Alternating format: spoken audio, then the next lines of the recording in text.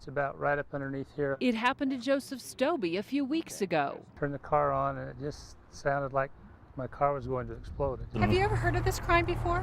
You know, I really hadn't. There's Steve Van Leeuwen, who got hit not once, but twice.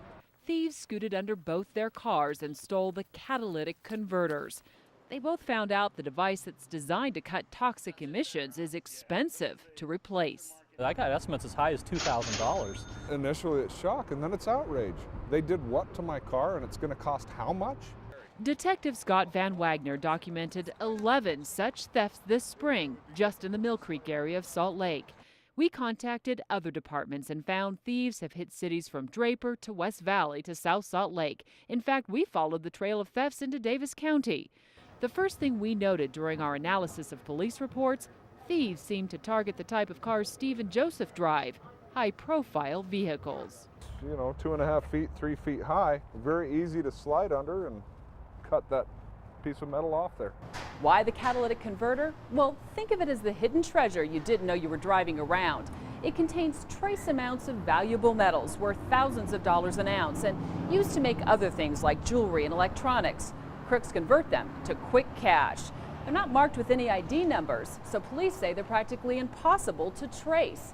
They're easy to steal. We obtained surveillance video to show you how easy. In March, cameras captured the crime in progress at a local store.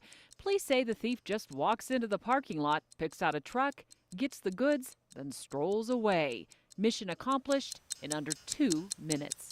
This is probably the thief's favorite tool. Cesar Hernandez of Mr. Muffler says thieves can cut a converter out in seconds.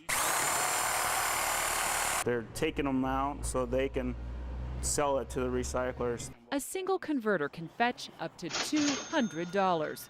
We first contacted the recycler that posts this sign on 33rd South. Wasatch Metal told us they turn away anyone who looks suspicious and they work with police.